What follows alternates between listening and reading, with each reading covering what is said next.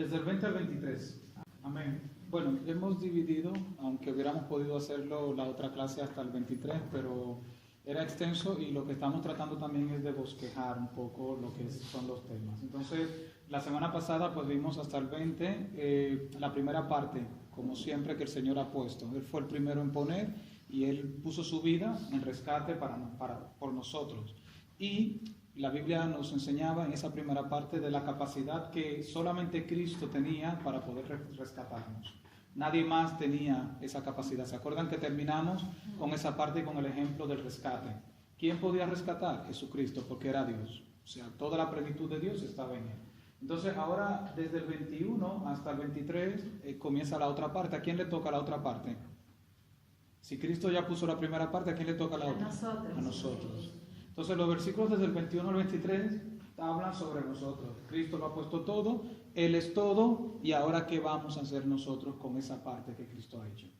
Vale, entonces yo le he llamado o le he bosquejado a este verso, a estos tres versos, reconciliados por medios de la sangre de su cruz. Hemos sido reconciliados por Él.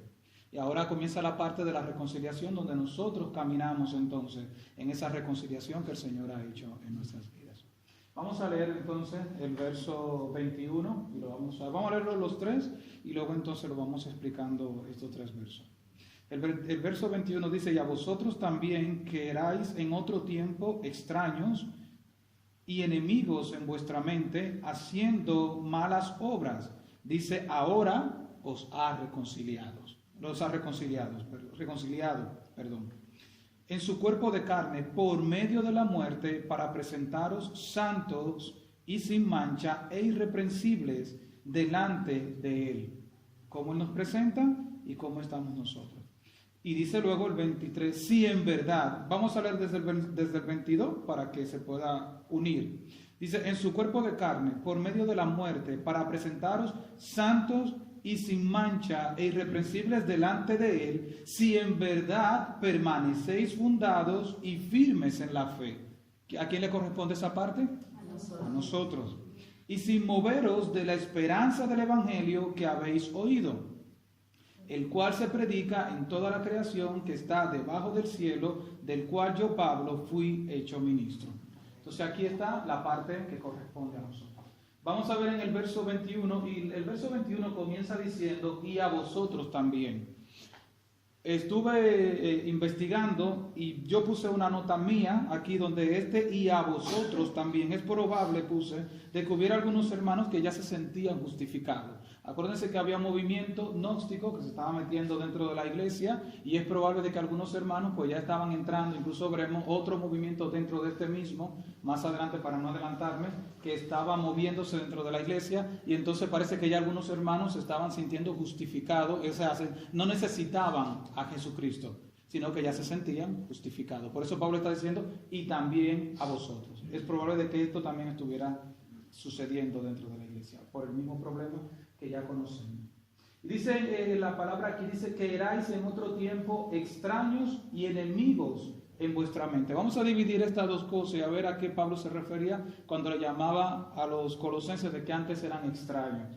Hay una de las formas de cuando usted está estudiando, pues, y más 3 versos, es tratar de buscar el griego, la etimología de las palabras para entender todo lo que la Biblia nos quiere dejar dicho. Entonces, esta palabra extraño en el griego es apalotrio, y esto es lo que significa ser hecho extraño o estar lejos. O sea, tanto de utilizar aquí como que eres extraño, que estás lejos de Dios, Pablo incluso lo utiliza mucho en sus cartas. Vosotros que antes estabais lejos, es muy parecido a esta palabra de que eras extraño. Cuando alguien está lejos, tú no le conoces. ¿Sí? Entonces, tienen la misma situación. El que está lejos no le conoce y es un extraño. Quizá viene allá Jorge caminando y digo, ¿cómo que es Jorge? Pero ¿cómo no es Jorge? Porque está lejos. Si está, ¿verdad que sí? Pero cuando se me acerca, digo, es Jorge. Entonces, eso fue lo que hizo el Señor, acercarnos y ya no éramos extraños, sino que estábamos cerca de su presencia. Esta palabra de extraño conlleva las 3 condiciones que nosotros teníamos. Número 1, éramos extraños de la ciudadanía de Israel, éramos gentiles y Dios nos ha acercado y nos injertó en esa rama. Esa es la primera cosa que tiene que ver con esa extrañez, o sea, de que no éramos ciudadanos de Israel. Y por eso estábamos lejos de Dios. Los gentiles estábamos lejos. A través de Jesucristo y del Evangelio de Pablo hemos sido injertados. ¿Vale? Entonces la primera cosa era que éramos extraños de la ciudadanía. Segundo, éramos extraños de la vida de Dios. Dios no nos conocía. ¿Vale? Nos ha acercado y otra vez nos hemos reconciliado. Y cuando hablo de conocer, me refiero a esa parte de la relación del cuerpo de Cristo con la novia, con el rey que viene a buscarle. Y Jesucristo viene a buscar su novia, pero una novia que ya conoce, que vino, le dijo que volvía y esa novia está esperando, pero ni usted ni yo antes no conocíamos a Cristo. Entonces estábamos lejos de la ciudadanía de Dios. Entonces ahora sí nos hemos acercado porque nos hemos convertido en la novia de aquel rey que viene y le estamos esperando. Amén. Y la otra cosa, aparte de que no conocíamos ni siquiera a Jesucristo, tampoco conocíamos a Dios, porque si no conocemos al Hijo, no conocemos al Padre. Entonces esa extrañez nos llevaba al extremo, ni éramos ciudadanos israelitas, ni conocíamos al Hijo, ni conocíamos al Padre. O sea que estábamos bien lejos del Señor. Ese extraño que dice ahí, en el verso 21, en otro tiempo eran extraños, estábamos totalmente lejos de Dios y sin ninguna probabilidad de poder acercarnos. Hay un texto, si alguien quiere buscarlo, en Ezequiel 14:5, donde este versículo pues nos habla un poco de lo que es estar ajeno. Era como cuando el pueblo de Israel se separaba y se apartaba totalmente de Dios. Si alguien lo quiere buscar, Ezequiel 14:5, de aquellos que se han apartado.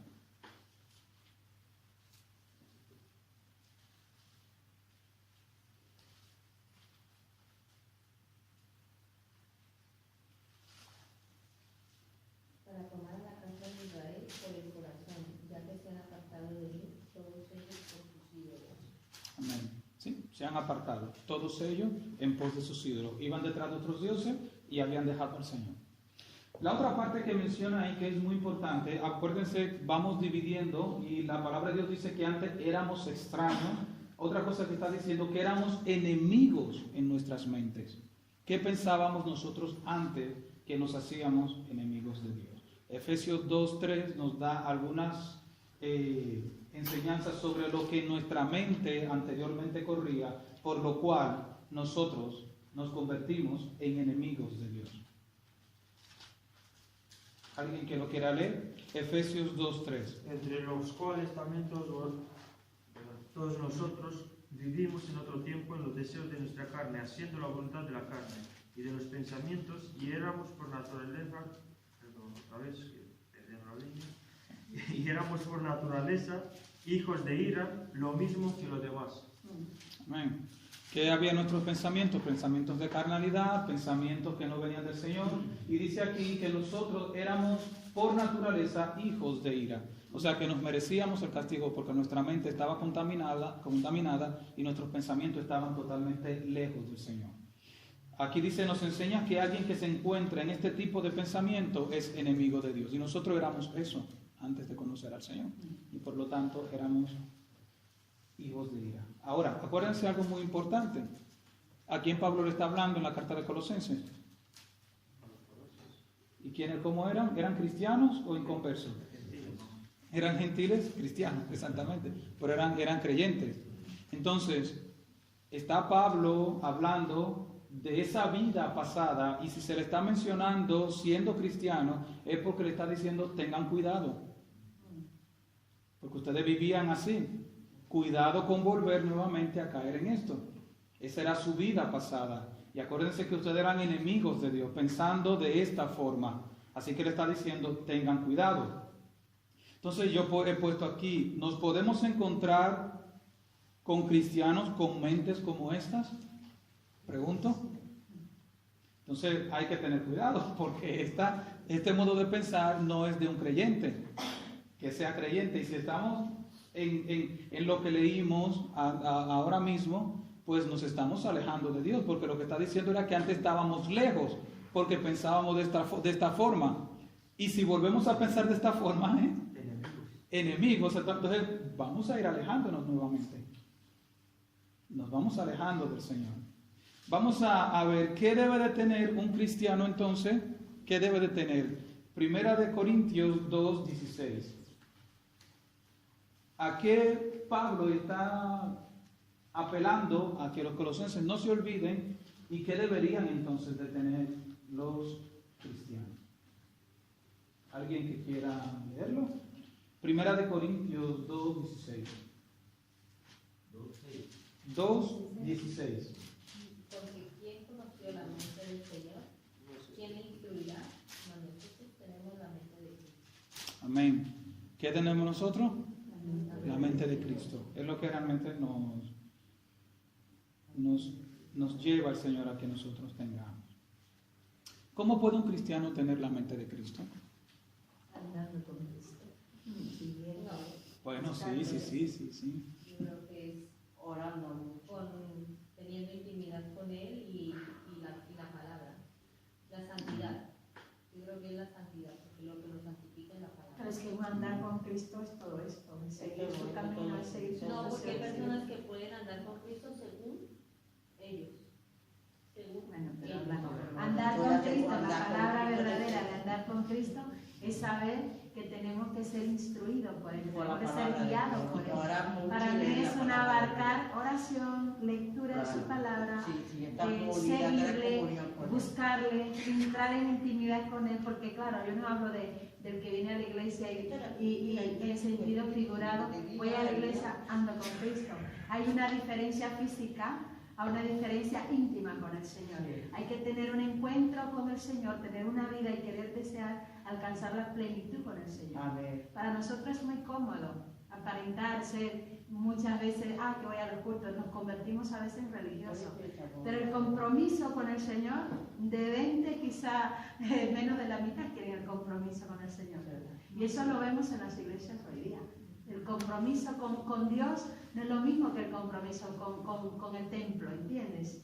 Y ahí es donde estamos de reversa. ¿Por qué? Porque la gente no quiere comprometerse con el Señor. Para mí es eso, andar con Cristo. Involucrarte con el Señor en todo.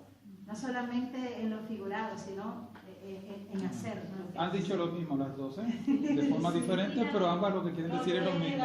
La integridad, caminar con el Señor y La todo. Biblia dice, Judith, no todo el que dice Señor, Señor entrará al reino de los cielos. Claro, eso sí. O sea, hay gente que usted la ve aquí, pero no, que no se le ¿Usted me entiende? Amén. Seguimos. Me río porque me lo tomo así, porque me gozo con la palabra de Dios. Amén. Me gozo con la palabra de Dios. Amén. Pues miren, no hay que liarse. La misma Biblia siempre ella nos ayuda y nos contesta. Entonces vamos a ver ahí mismo los versos 10 al 13 y nos va a decir, porque es el contexto. Simplemente le leí el último verso de todo el contexto para eso. Para eso está bien, porque esa es la idea de los martes, es que vengamos a estudiar y a poder aclarar dudas. Entonces, ahí mismo, desde el 10 al 13, lo voy a leer, dice, pero Dios, dice Pablo, nos las reveló a nosotros, ¿por dónde? Por el Espíritu, porque el Espíritu, ¿qué hace? Todo lo escudriña, aun lo profundo de Dios.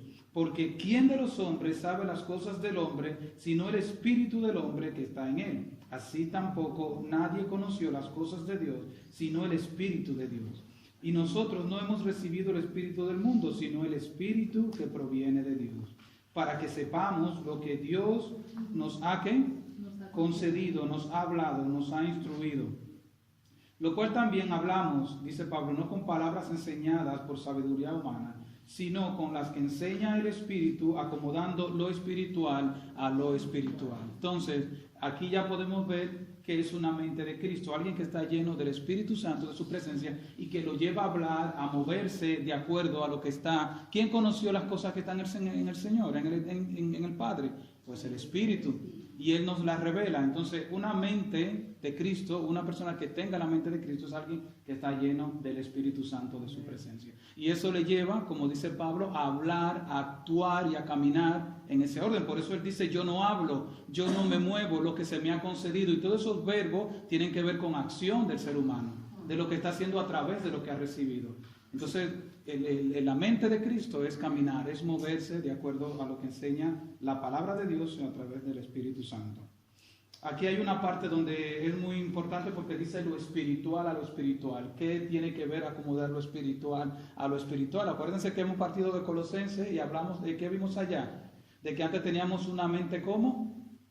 Éramos extraños y teníamos una mente, teníamos una mente corrompida. Eso es lo que, no fue lo que leímos ahora mismo. ¿Alguien tiene Colosenses? ¿Lo quiere refrescar?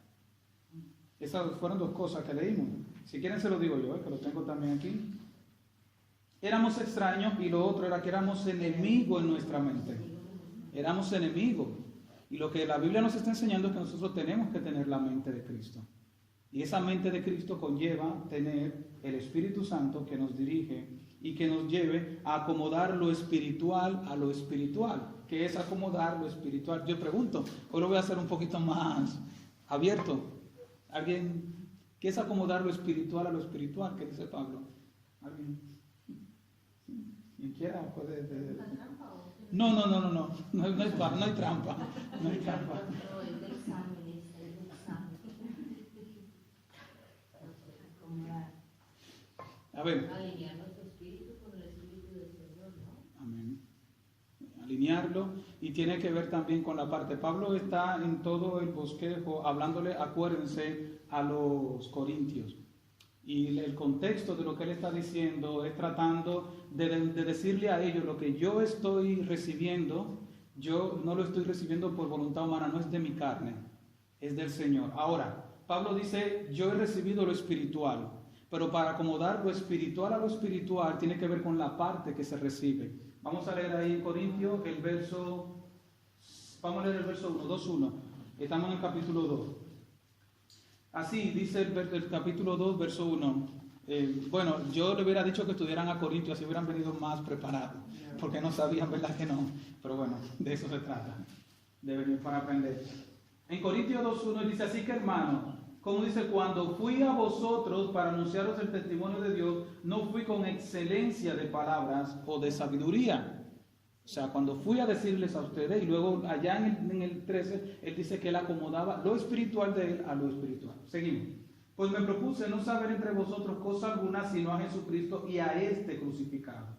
Y estuve entre vosotros con debilidad y mucho temor y temblor. Y ni mi palabra, dice Pablo, ni mi predicación fue con palabras persuasivas de sabiduría humana, sino con demostración de ¿quién? Del poder y del espíritu, lo espiritual. Y luego dice, para que vuestra fe no esté fundada en la sabiduría de los hombres. O sea, yo tengo lo espiritual, pero ustedes espero de que también tengan lo espiritual, para que lo espiritual se acomode a lo espiritual. ¿Vale? Porque cuando eso no sucede es cuando está el asunto de la diferencia, y cuando tú estás enseñando y del otro lado no hay para recibir que lo espiritual se acomode con lo espiritual y haya unidad. Seguimos. Ese es el rendimiento, como que yo estoy, que tú lo que tú dices yo también lo digo. Exacto, lo puedas vivir y lo ser. puedas vivir porque se acomoda lo espiritual que estamos viviendo. Amén. Entonces dice en el verso 6 que es clave, dice, sin embargo, hablamos sabiduría entre los que han, ¿quiénes? Madurez. La carta de Corintios es una carta que tiene que ver con la situación muy estrictamente de la madurez espiritual de los creyentes de aquel entonces. Y Pablo lo que está diciendo es, está tratando de decir, yo voy a ustedes, y luego veremos otras cosas con lo espiritual, y espero que ustedes también tengan la capacidad, la madurez de recibir lo que les estoy trayendo. Por eso le está diciendo, hablé sabiduría, estoy parafraseando yo, entre los que estaban maduros en el Señor. Pude hablarlo con ustedes. Y sabiduría, no de este siglo, ni de los príncipes de este siglo que perecen. Dice nuevamente, mas le hablé sabiduría de Dios en misterio, la sabiduría oculta, la cual Dios predestinó antes de los siglos para nuestra gloria, a la que ninguno de los príncipes de este siglo conoció, porque si la hubieran conocido nunca habrían crucificado al Señor. Y luego usted sigue leyendo cosas que no vio, entonces al final sigue diciendo, luego dice, acomodando lo espiritual a lo espiritual, y al final dice, yo tengo, o debemos de tener todos, la mente de Cristo. ¿Qué tiene que ver con la mente? La madurez del Señor. Entonces Pablo está diciendo, yo estoy acomodando lo espiritual a lo espiritual. ¿Qué quiero? Traer lo espiritual, y espero de que ustedes también lo puedan recibir. Acomodo lo espiritual a lo espiritual. Eso trae unidad, trae crecimiento y trae madurez dentro de la iglesia. Amén. Perdona. Sí. Eso solo porque lo espiritual entiende lo espiritual. Exactamente. Esa parte me faltó, gracias. Porque lo carnal, que luego Pablo también lo menciona, no discierne las cosas espirituales. La carne y el espíritu chocan. Y luego veremos un poquito más adelante, un poquito de eso, de lo que es la carnalidad y lo que es lo espiritual con el problema. Porque estamos tratando de presentar a la iglesia de Colosas a través de la palabra de Dios, el problema que ellos tenían y cómo Pablo lo presenta. Con este problema de que le está diciendo que eran enemigos de Dios. ¿Qué es un enemigo de Dios? Su mente, lo que pensaba y lo que tenía. Y lo que la Biblia nos enseña a que tengamos hoy en día la mente de Cristo. Amén. Bueno, seguimos. Bueno, ahí mismo, ¿se movieron de Corintios ya? Sí. Porque ahí está lo que decía Judy. El verso 14 dice, pero el hombre natural no percibe las cosas que son del Espíritu. No la percibe, no la entiende. ¿Quién la percibe? El espiritual. Entonces ahí se puede acomodar lo espiritual a lo espiritual. Dice, las cosas que son del Espíritu de Dios, porque para él son locura y no las puede entender, porque se han discernir ¿cómo? Espiritualmente. Casi me lo dejo el 14, aunque lo tengo aquí, pero ya iba corriendo. En cambio, el 15, el espiritual juzga todas las cosas, pero él no es juzgado de nadie. Entonces luego dice, ¿por qué? ¿Quién conoció la mente del Señor? ¿Quién la instruirá? Más nosotros tenemos la mente de Cristo. Amén. Y tenemos la parte espiritual para ser guiados por el Señor. Entonces ahí ya cobra sentido. Amén. Amén. Volvemos a Colosenses.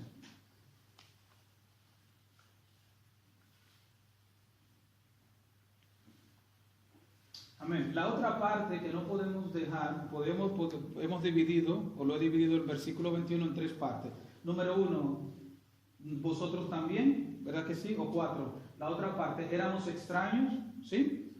La otra parte, enemigos en vuestra mente. Y la última parte del verso 21 es que Él nos ha reconciliado. Aún nosotros, con todas estas cualidades, estábamos lejos. Dios no nos veía, no nos distinguía, éramos extraños, teníamos una mente perversa. Aún así, Cristo nos ha reconciliado, nos ha traído. Esta palabra en el griego, muy importante porque está totalmente ligada a las otras cosas que le he dicho, no se desliga, este de reconciliar. Y dice, denota propiamente cambiar, intercambiar. Y esto tiene que ver con lo último que enseñamos de que solamente Jesucristo tenía la capacidad de rescatar o de reconciliar porque tenía los recursos para hacerlo. Y en este caso está hablando de que esa reconciliación es un intercambio, y aquí pongo entre paréntesis, dinero. O sea, era una reconciliación que tenía un costo, que costaba, que fue lo que Jesucristo pagó en la cárcel. Perdón, en la cárcel, en la cruz.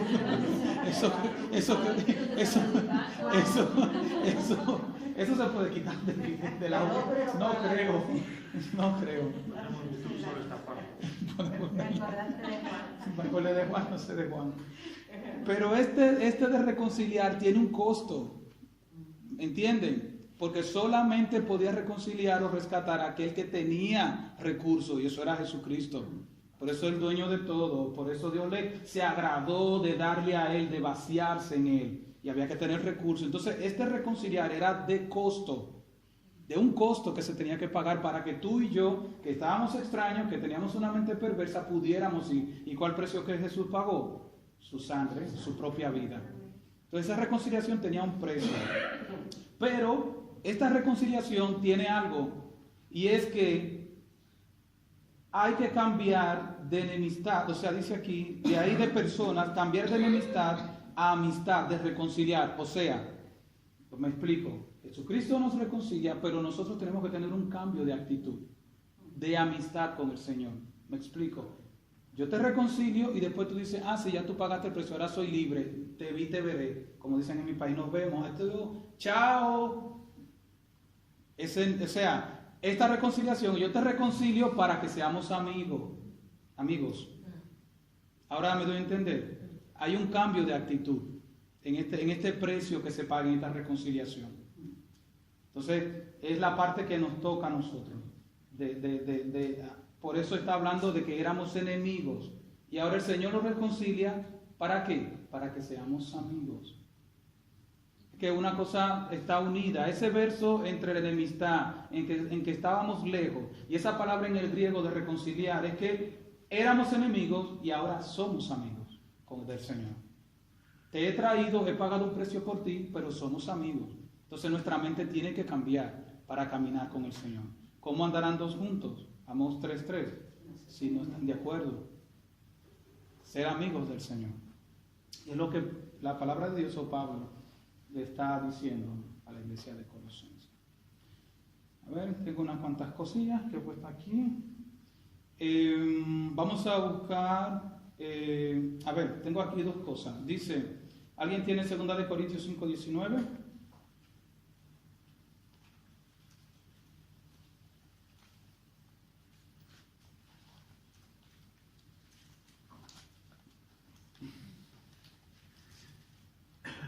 ¿Alguien lo puede leer, que quiera? Que Dios estaba en Cristo, reconciliando consigo al mundo, no tomándoles en cuenta los hombres sus pecados, y nos encargó a nosotros la palabra de la reconciliación. Amén. 18, sí, léelo también, vale, si quieren. Y todo esto proviene de Dios, quien nos reconcilió consigo mismo por Cristo, y nos dio el ministerio de la reconciliación. Y lo que dijo Paola, de que él estaba consigo mismo, o sea, reconciliándonos nosotros con Dios. Y lo importante de esa frase, ¿sí? ¿Me escuchan? Es que no nos tomaba en cuenta cómo éramos. Nuestra mente enemiga de él mismo.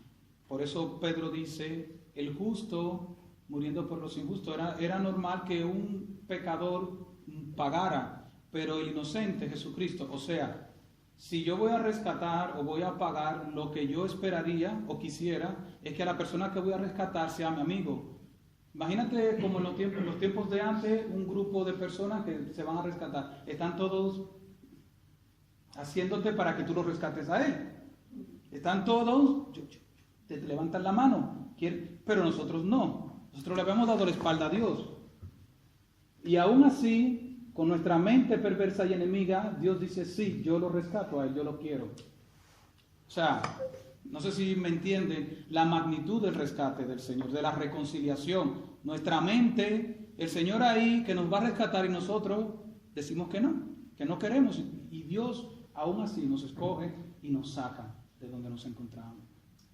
Esa es la reconciliación que el Señor ha pagado, la reconciliación que costaba y donde nosotros éramos enemigos del Señor. Vamos a saltar al verso 22, ¿sí? Y así vamos avanzando. Aquí vamos a ver también varias partes importantes de este versículo.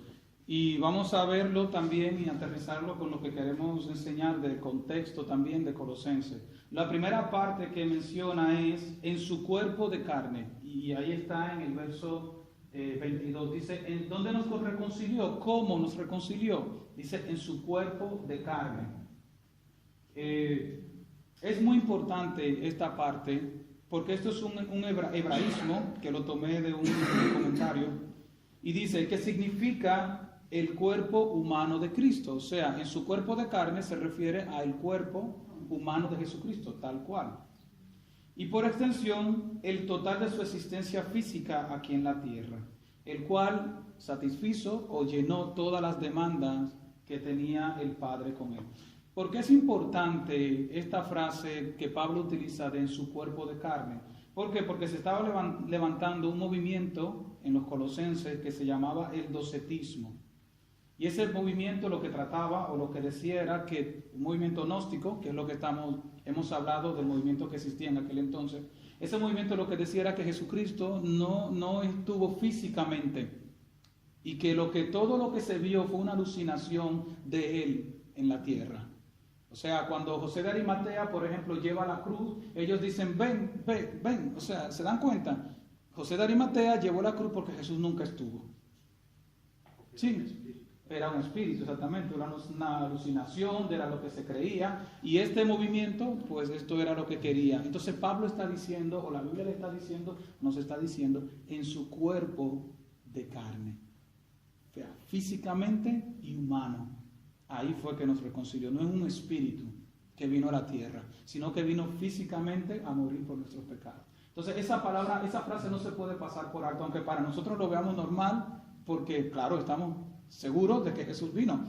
Pero para los colosenses era un golpe fuerte a lo que se quería levantar. Era doctrina pura para poder derrumbar aquel movimiento que se estaba levantando.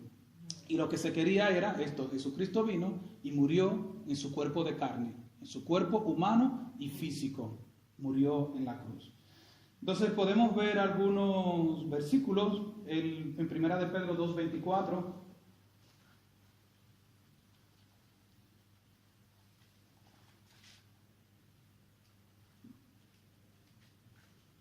¿Alguien que quiera leerlo? Quien llevó a él mismo por nuestros pecados en su cuerpo sobre el madero, para que nosotros, estando muertos a los pecados, vivamos a la justicia, y por cuya herida fuisteis sanados, porque vosotros erais como ovejas descarriadas, pero ahora habéis vuelto al pastor y al obispo de vuestras almas. Amén. Amén. Muy bien. Seguimos. Entonces, en ese versículo 22, la primera parte es en su cuerpo de carne, físicamente, y luego dice por medio de la muerte, para presentaros santos y sin mancha e irreprensibles delante de Él. Hay tres cosas que el Señor, a través de su sacrificio, nos presenta delante del Padre. Nos presenta santo, que le voy a decir ahora cuál tomé de las tres: santo y sin mancha, tal cual como nos presenta delante del Señor, pues somos santos, estamos sin mancha, pero me tomé la libertad de buscar la palabra irreprensibles. ¿Qué se refiere con irreprensibles? Exacto. Muy bien. No tiene falta. No se puede manchar, hablarlo así. No se le puede reprochar nada. Ese es más específico, el reproche es más específico porque los otros pueden que se parezcan un poco los tres, pero el irreprensible, vamos a ver qué significa. El irreprensible es anacletos en el griego, y significa que no puede ser llamado a rendir cuentas. No se puede. Justificado. Ahora vamos a verlo también a través de la palabra. Esto es sin acusación, justificado también, como decía Paola. Sin acusación alguna, como resultado, oigan esto que es muy importante, de una investigación pública. O sea, estamos al escrutinio de todo. ¿Y a qué se refiere ese todo? Vamos a ver quién me ayuda volviendo un poquito atrás. Al escrutinio, volviendo atrás en Colosenses, al escrutinio, Jorge, de quién estamos nosotros. En el versículo más o menos 18 por ahí, de lo que Cristo es el principal. Exacto, y estamos al escrutinio porque la Biblia dice que sean demonios, sean principados, sean dominios, todo lo hizo Cristo para Él y para Él. Nosotros estamos al escrutinio de todo, públicamente, porque vivimos en Él y permanecemos en Él, y si todo fue hecho para Él, nosotros estamos al escrutinio. ¿Quién es el acusador de nosotros delante del Padre? Satanás. No es para escondidas delante de Dios. Dice la Biblia en Job 1:6 que dice que se fueron a presentar todos los ángeles, todos los hijos de Dios, y con ellos ¿quién iba también? Satanás. No, él va, mira, aquí estoy yo, ¿quién pongo yo? Jimmy pecó, míralo ahí, ¿qué le toca? Justicia. Tú eres un Dios justo, él ha fallado, algo hay que hacerle a Jimmy. Estamos en el escrutinio público. Y esa irreprensible es que cuando, aquí lo vamos a ver desde tres puntos de vista, en 1 Corintios 1:8, que alguien lo pueda buscar, nosotros vamos a ser irreprensibles delante del Señor. Alguien que lo pueda buscar, 1 Corintios 1:8, para no decirlo yo, sino que sea la misma palabra que lo diga. Por eso se llama la iglesia santa, pura y sin mancha. En Apocalipsis y en otros textos, santa, pura y sin mancha. Si te fijas, siempre le dice lo mismo. Amén. Y si te fijas, luego ves que Pablo mismo reta un montón de veces en la iglesia, ¿no? Por cosas malas que siguen haciendo, pero luego hay tantas veces. ¿Y dónde está la santa, pura y sin mancha? Lo que pasa es que el Señor, a la verdadera iglesia suya, lo ve santa, pura y sin mancha. Si no, nunca volvería. Amén, así es. Nunca estaría santo. Amén, así es. ¿Sí? ¿Alguien quiere leerlo? 1 Corintios 1:8. Un gedeón, una gedeona. ¿Sí, Moni? El cual también os confirmará hasta el fin, para que seáis irreprensibles en el día de nuestro Señor Jesucristo. Amén. ¿Dónde estaremos ahí? En el día de nuestro Señor Jesucristo. Estaremos delante del tribunal de Cristo. Lo que la Biblia enseña es que nosotros recibiremos de acuerdo a lo que, si nosotros estamos delante del tribunal de Cristo, porque somos cristianos, el que no esté ahí va al otro lugar, al trono blanco, que ahí donde el Señor, toda rodilla se doblará y ahí, de ahí sabemos para dónde van. Entonces, ahí delante del Señor no es un lugar de vergüenza. Nosotros no vamos a ser avergonzados delante del Señor. Nosotros recibiremos recompensas de acuerdo a lo que hayamos hecho, a nuestros galardones, que es lo que la Biblia dice. ¿Vale? Coronas. Pero no seremos avergonzados y estaremos como al escrutinio. Estaremos a lo público delante del Señor. Entonces, así es como es esa de ser irreprensible, es de ser irreprensible a lo público, no a lo oculto, porque en lo oculto cualquiera está correcto, ¿verdad que sí? Sí o sí. Claro, en lo oculto ahí todos estamos bien, pero a lo público ahí es donde realmente sabemos si somos irreprensibles o no. Y lo que el Señor está diciendo de que Él nos va a presentar así, de esa forma, delante del Padre. Son mis hijos, yo le amo y no hay reproche, porque son santos. Como decía Valentín, que como ve el Señor a la iglesia, que la ve santa. Amén. Así como el Señor nos ve. Vale. Entonces, otra forma de ser irreprensible también está en Colosenses 1:22, que fue el que vimos, pero que este irreprensible es ahora. O sea, es irreprensible, no, bueno, tienen Colosenses ahí, tiene ambas formas. Irreprensible cuando estemos. Pero este irreprensible de Colosenses, como decía Valentín, es como nos ve ahora mismo, Él nos ve irreprensible. Es como el Señor nos ve, al escrutinio público. ¿Sí? Nos ve irreprensible. Dice que Él nos presentó, ahí lo dice, en su cuerpo de carne por medio de la muerte para presentarnos santos y sin mancha e irreprensible delante de Él. Es como Jesús nos presenta delante del Padre y eso es ahora. Es lo que la palabra nos está enseñando. Lo hace también en aquel día y lo está haciendo ahora mismo. Es como el Padre, es como el Hijo nos presenta delante del Padre. Y también esa palabra de irreprensible conlleva una gran responsabilidad porque también tiene que ver con aquellos que quieren servir al Señor. Y aquí, aunque lo utiliza para ya los pastores o los obispos, los ministerios ya más de envergadura, pero yo creo que tiene que ser para toda la iglesia. Y eso está, por ejemplo, en Primera de Timoteo 3:10, donde esa palabra también de irreprensible es como se pide que tienen que ser las personas que sirven al Señor. ¿Alguien quiere leerla? Ahí en el contexto creo que se refiere también al tema cuando lo eligen, ¿no? De que no haya fallas. Exacto. Públicamente, de que sea una persona, exacto, que se conduzca bien. Porque aquí acuérdense que la palabra clave en el griego de este irreprensible es que estás al escrutinio público. Y es como el Señor nos presenta. Justificado a lo público. Entonces también una persona que sirve al Señor tiene que tener esa capacidad de ser irreprensible, o sea, de que públicamente tú puedas presentarte delante de lo que quieras hacer. ¿Alguien quiere leerlo? Primera de Timoteo 3:10.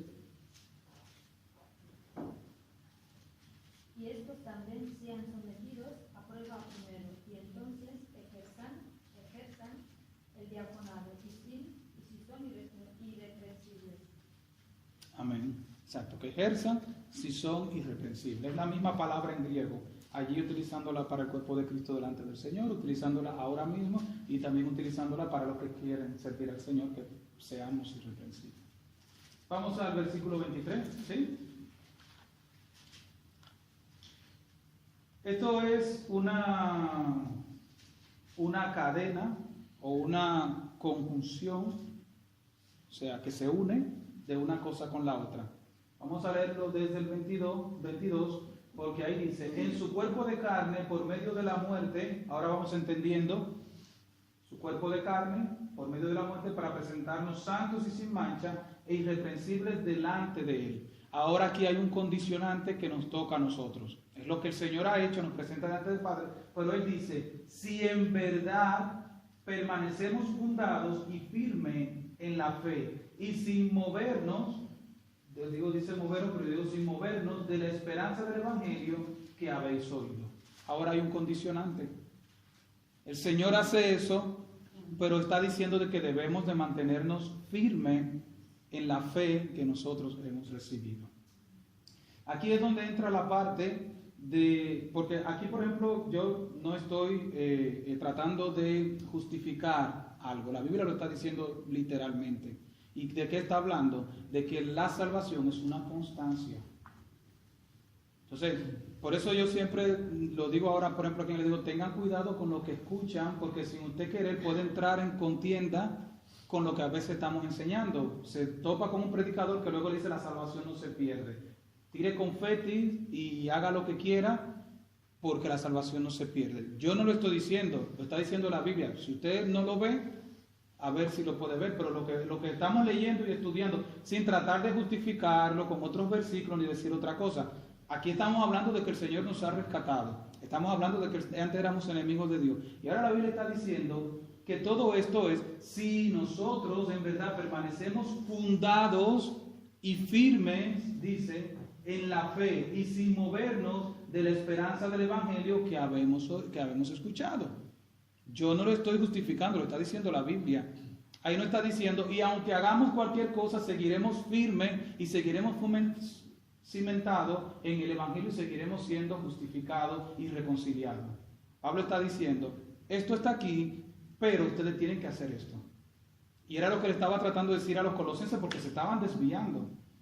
Se estaban desviando de los caminos del Señor, se estaban metiendo enseñanza y ya ellos estaban entendiendo de que podían tirar confeti, hacer lo que quería, seguir otras cosas y todo iba a seguir normal. Pablo está diciendo no. Cristo vino en cuerpo, murió en la cruz y esta es la doctrina que estamos predicando y la que tienen que creer. Si se van con el gnosticismo, se van con la materia, se van con otras historias, se van con esto, van a perder la justificación del Evangelio. Dice, manténganse firmes, manténganse ahí. El Evangelio es una constancia, es una firmeza. Efesios dice la palabra del Señor que Él nos ve ahora mismo sentado en lugares celestiales, claro, porque es como el Señor nos ve. Pero eso no puede romper lo que se llama el libre albedrío, de que el hombre toma sus decisiones. ¿Cómo Dios te ve? ¿Cómo yo veo a mis hijas ahora mismo? Yo las veo casadas, las veo sirviéndole al Señor, yo oro por ellas, le digo que se van a casar con 2 pastores, es lo que yo he recibido del Señor. Le digo, oro por esos niños, le digo, vamos a orar por esos niños que andan por ahí, que no sabemos dónde están, quizás están aquí, que no, pero no lo sé. Pero es como yo las veo en el Señor. Así mismo Dios nos ve. Yo las veo así, yo las veo entregándola, yo casándola y entregándola aquí en el altar. Así es como yo las veo. Ahora, mañana ya tomarán su decisión. Bueno, Pablo incluso decía en Gálatas 6, más no vivo yo, más vive Cristo en mí. Lo que vivo ahora en la carne lo tengo que vivir por la fe del Hijo de Dios. Y nosotros lo que hemos visto es que la santidad o el camino de la vida cristiana es un camino ascendente. O sea, es un camino hacia la santidad. Y es realmente como el Señor nos ve. El Señor nos ve justificado, nos ve santo y nos ve tal cual es. Ahora, tú dices, nunca llegaremos a ser santos, santos, santos. No, porque incluso Pablo mismo decía que él lo que no quería hacer, hacía por el pecado que moraba en él. Pero él decía, ahora vemos por espejo y lo que seremos será manifestado en cada uno de nosotros. O sea, yo veo, como dice Pablo, por un espejo lo que yo quiero ser. En aquel entonces lo que habían no eran cristales ni lo que nosotros tenemos. Era un pedazo de aluminio donde la gente más o menos se veía.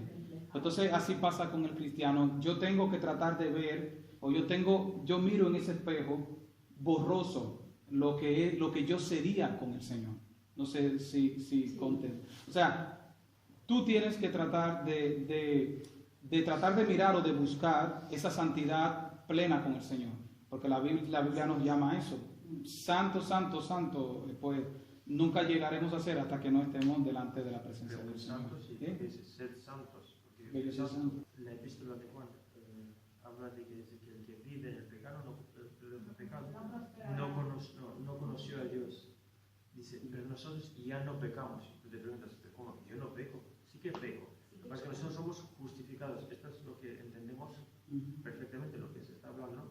Pero eso no es una justificación como lo usan algunos para seguir pecando porque estamos pecando. No, entonces no has conocido a Dios. Sí, hay una palabra que dice, hijitos, no pequéis. Pero si pecan, tienen un abogado. Él, conociendo nuestra condición de carne, conociendo de que nosotros somos débiles en la carne, estamos luchando, batallando peleando una batalla por santificarnos día tras día. Amén. A veces no alcanzamos la plenitud. A veces queremos ser santos, pero santos no somos, porque hasta con la mirada pecamos y ofendemos a Dios. Entonces, pero somos santos porque Él nos llama santos. Es como nos ve. Porque yo soy santo. Lo mismo que hablamos ahora de cómo el Señor nos ve delante del Padre, de esa reconciliación pública. O sea, si no tenemos reproche, ¿por qué es? Porque no tenemos culpa. O sea, es como Dios nos ve delante del Padre. Termina Miguelina, así que la interrumpimos. no, eso mismo que, o sea, es difícil. Él nos dice a nosotros, no nos justifica, él no está diciendo no pequen. Es la primera palabra que nos dice, hijitos míos, no pequéis. Pero, porque Él conoce la condición del hombre.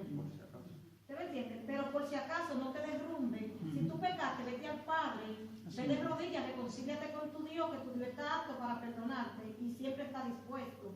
Por eso la Biblia dice que 70 veces 7 cae el justo y Jehová lo levanta. Porque si Dios comienza a tomarlo en cuenta y a sacarlo en cuenta las veces que nosotros hemos pecado, 70 veces 7, ya nosotros yo creo que hemos accedido a ese mundo. Hemos pasado de ahí, hermano, Sí. varias veces.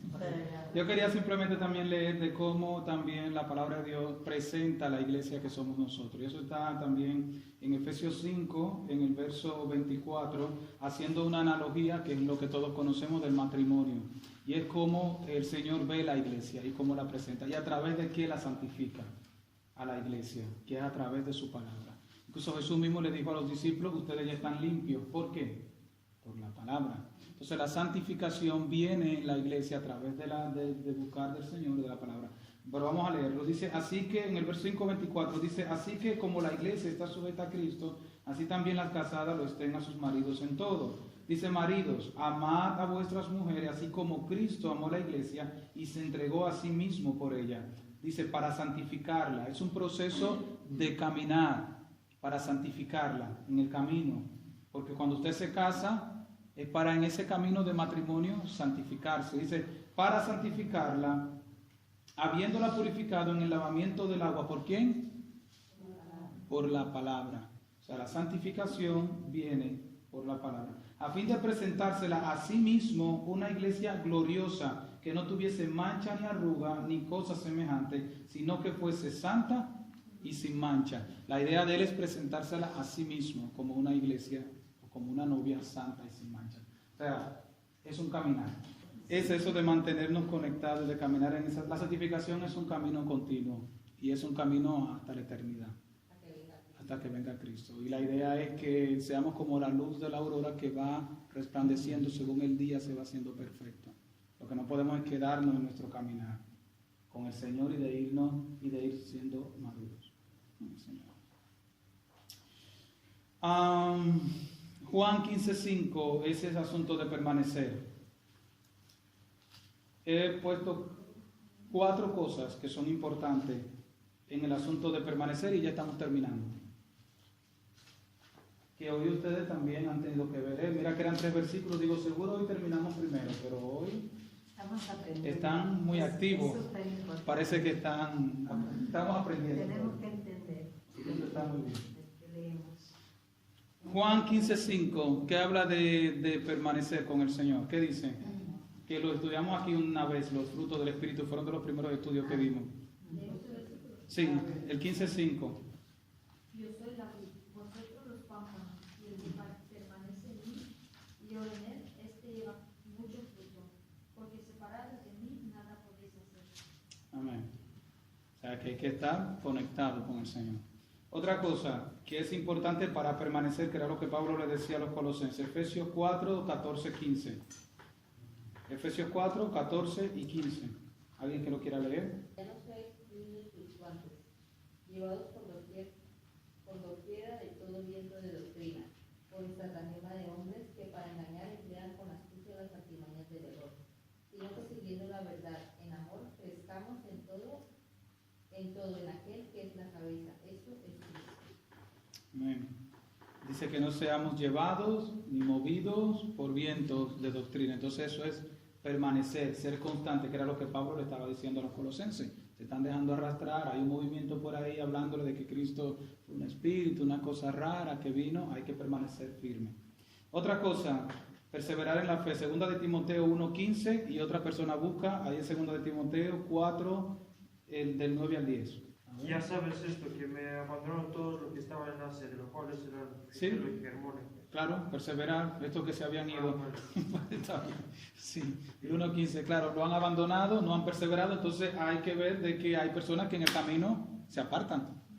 Entonces, que se han salvado. Yo escuché una vez que es fuertísimo esto, en un velorio, a un pastor orando por el que se había muerto y estaba dándole gracias al Señor porque iba a ser salvo, porque hace 15 años le predicó y se convirtió. Nunca fue a la iglesia, nunca hizo nada y estaba pidiéndole al Señor misericordia. O sea, entonces si el Evangelio es así, señores, salgamos de aquí todos, sigamos con nuestra vida y ya somos salvos.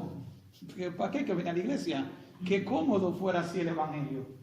Porque, apelando a la misericordia de Dios y que la semilla y que la palabra, no. La vida cristiana es una vida de constancia y de caminar con el Señor. Y porque usted un día recibió una palabra, si esa palabra no creció y usted no dio fruto, como dice la Biblia, usted nunca conoció al Señor. Quiero decir que eso es una oportunidad que el Señor le da y que también tiene que ver con que hay algo de sembrado, porque no el hecho de la muerte a todo el mundo le da temor para buscar del Señor. Hay gente que todavía están ahí y se mueren y dicen no. Entonces, tu abuela había una semilla sembrada, algún temor que al final ella tuvo esa oportunidad y pudo reconciliarse con eso. Y claro, lo que yo me refiero es diferente. Vale. Dice la Biblia Sí, Miguel. que si confesares con tu boca que Jesús es el Señor y que Él se levantó de los muertos, será verdaderamente salvo. No importando en el minuto cero, Así es. no importando la situación en la que tú te encuentres. La muerte puede estar ahí y tú aquí. Y si antes de que tu alma despegue del cuerpo, tú confesaste, serás salvo. Claro. Dice la Sí, Biblia. tenemos, la historia del ladrón en la cruz, o sea, acuérdate de mí cuando esté, el Señor le dijo, te aseguro que desde ahora, claro, te aseguro que desde ahora, desde hoy, o sea, era, Justo en ese instante. en ese instante estará conmigo. Yo lo he vivido mucho. Última cosa y termino, Colosenses 3 del 5 al 10. Vamos a adelantarnos un poquito, pero es importante para que veamos las cosas que no podemos hacer para tratar de mantenernos. Colosenses, donde estamos, pero el 3 del 5 al 10. Y no, ¿alguien iba a leer 2 Timoteo? ¿Lo tenía o ya lo quitaron? Si no, ya seguimos. No lo leímos, pero ¿lo tienen ahí para leerlo? Del 4 del 9 al 10, que era lo de perseverar en la fe. Procura venir pronto a verme, dice Pablo, dice la palabra de Dios, porque Demas me ha desamparado amando este mundo y se ha ido a Tesalónica. Crescente se fue a Galicia y Tito a Dalmacia. O sea, de que Demas había abandonado a Pablo. Y si lo menciona en su carta, que era costumbre de Pablo hablar de sus colaboradores al final de las cartas, y menciona a Demas, era porque era un colaborador de Pablo. Y dice que amando más al mundo, se había pirado, se había ido. Entonces el Evangelio es un asunto de constancia y de vivir en los caminos del Señor. Y por último, Colosenses 3 del 5 al 10, que está ahí, nos hemos adelantado, luego lo estudiaremos cuando toque, pero simplemente es lo mismo que... Del 5 a 10. Colosenses 3 del 5 al 10, sí. Hacer morir pues lo terrenal en vosotros, fornicación, impureza, pasiones desordenadas, malos deseos, avaricia, que es idolatría. Cosas por las cuales de ira de Dios viene sobre los hijos de desobediencia, en las cuales vosotros también vivisteis en otro tiempo cuando vivíais en ellas. Pero ahora dejad también vosotros todas estas cosas: ira, enojo, malicia, blasfemia, palabras deshonestas en vuestra boca. No mintáis los unos a los otros, habiéndoos despojados del viejo hombre con sus hechos. Revestíos de nuevo, el cual conforma a la imagen de que lo creó, y se va renovando hasta el conocimiento pleno. Amén. ¿A quién se lo está diciendo? A los colosenses. Dice, y vosotros, no sé si se pudieron darse cuenta, en el verso 8 dice, pero ahora dejad también vosotros. Le está hablando primero acerca de los gentiles, de los del mundo, le está hablando a la iglesia.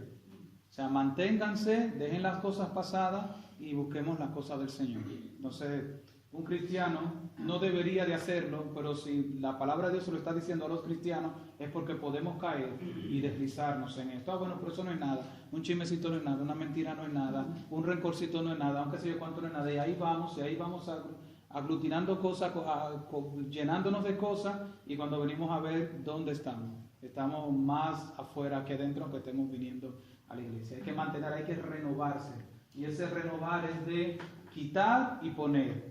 Quitar y poner. Tengo algo que no viene, me lo quito, me renuevo la ropa, me la pongo de nuevo, la limpio y me la pongo, renovados en el Señor.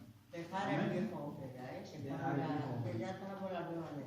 Amén. Vamos a estar de pie, que si no hay nueva ley. Vamos a orar.